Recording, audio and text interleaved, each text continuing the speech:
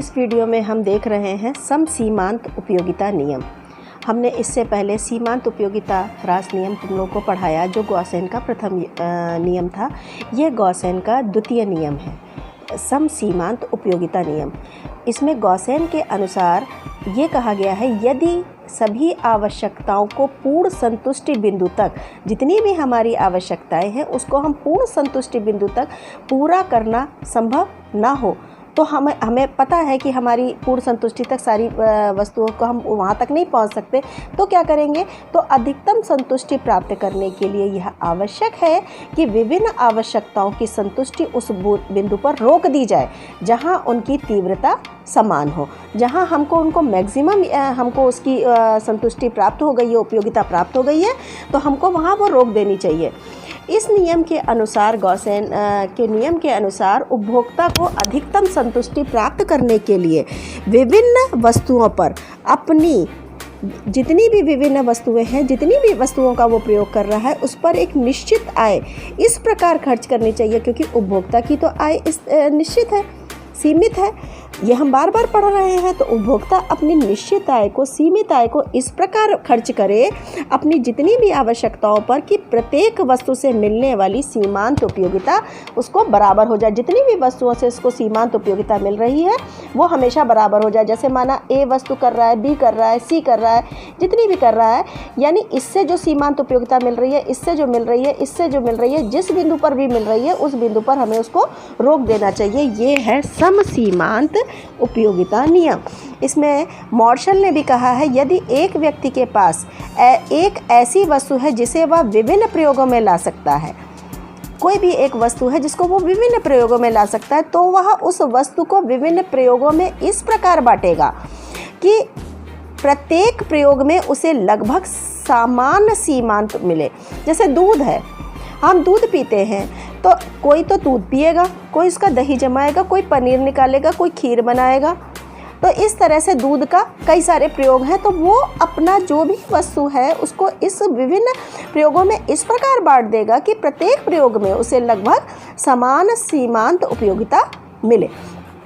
इस जो सम सीमांत उपयोगिता नियम है, इसके कई सारे नाम हैं। इसको गॉसेन का द्वितीय भी कहते हैं, द्वितीय नियम भी कहते हैं, प्रतिस्थापन का भी नियम कहते हैं, व्यय का सिद्धांत कहते हैं, अधिकतम संतुष्टि का सिद्धांत कहते हैं, मितव्ययिता का सिद्धांत कहते हैं, उपभोग का नियम कहते हैं, अनुपातिकता का भी नियम कहते हैं। इसको कई सारे नाम हैं। इसके मान्यता क्या क्या है कि वस्तु का उपभोग लगातार हो रहा हो, ये नहीं कि एक वस्तु हमने रोक दी दूसरी वस्तु का कर रहे हैं, तो इस तरह से नहीं होगा। इसकी ये नियम इन मान्यताओं पर आधारित होता है कि उपभोग लगातार हो, वस्तु की इकाई समान आकार की हो, कोई बहुत ज़्यादा अंतर ना हो। पता चले कोई तो लाख की है और कोई 10 रुपए की है, तो आकार भी उसका समान होना चाहिए, इकाई समरूप होनी चाहिए, संबंधित वस्तुओं की कीमत स्थिर रहे कि उसकी सारी कीमतों का स्थिर होनी चाहिए। आय, रुचि, फैशन में परिवर्तन भी नहीं होना चाहिए। वस्तु अविभाज्य ना हो, मतलब उसको बांटा ना जा सके, उस वस्तुओं को बांटा ना जा सके। अब इसको हम तालिका के द्वारा समझते हैं कि कैसे समझेंगे। चलिए देखते हैं।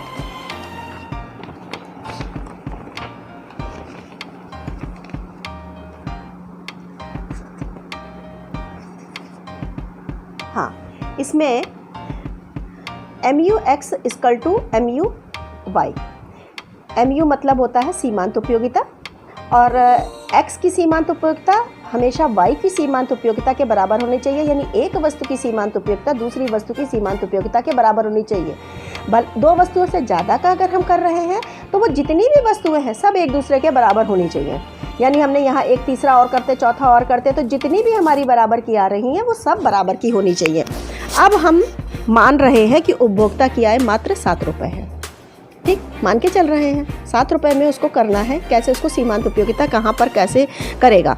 अब क्वांटिटी उसकी हमने 6 क्वांटिटी ले ली है, first, second, third, fourth, fifth, six.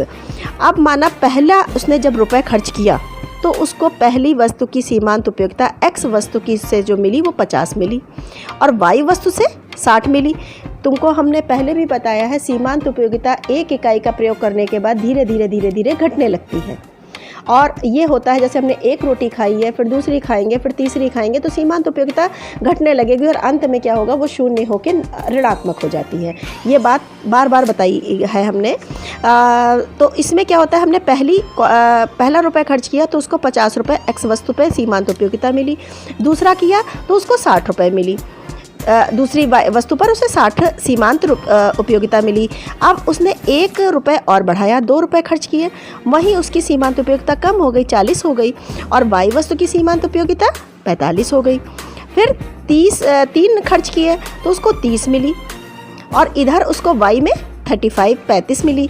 फिर उसने 4 रुपये खर्च किए तो 20 मिली, और इधर उसको 30 मिली। फिर उसने 5 रुपये खर्च किए तो उसको 10 मिली, और इधर उसको 20 मिली। 6 रुपये खर्च किए तो यहाँ x में 5 मिली और y में 10 मिली। अब हमको ये देखना है कि इसमें दोनों में सीमांत उपयोगिता हमारी कहाँ बराबर आ रही है। तो हम देख रहे हैं, ये देखिए 30 रुपये बराबर आ रही है, 20 रुपये बराबर आ रही है, 10 रुपये बराबर आ रही है कि नहीं आ रही है। तो यहाँ पर कहीं ना कहीं उसको सीमांत उपयोगिता उसकी बराबर आ रही है, तो यानी हमारा समसीमांत नियम लागू हो जाएगा। लेकिन हमको ये भी हमने देखा है कि उपभोक्ता की आय 7 रुपये है और वो पूरी की पूरी 7 रुपये खर्च उसको करनी है, तो वो कैसे खर्च करेगा। माना अगर हमने 5 वाला लिया है तो 5 पर उसको सीमांत उपयोगिता मिल रही है 10 रुपये, और यहाँ उसने खर्च किए हैं 6 रुपये, तो यानी हम 5 और 5 को जोड़ेंगे तो हमारे 11 रुपये हो गए, जबकि हमारी इनकम कितनी है, सिर्फ 7 रुपये। यानी यहाँ पर हमें सीमांत उपयोगिता नहीं मिलेगी। अब हम 20-20 का देखते हैं कि क्या हमें 20-20 में मिल जाएगी।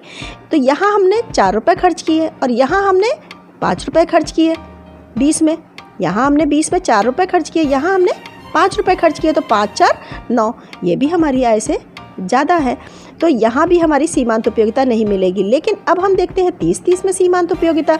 यहाँ हमने खर्च किए 3 रुपये तो हमें 30 की सीमांत उपयोगिता मिली, ठीक, 3 रुपये खर्च किए तो 30 की मिली। यहाँ हमने 4 रुपये खर्च किए तो हमारी 30 की मिली, तो 4 3 7, यानी इस बिंदु पर हमारा समसीमांत नियम लागू हो रहा है।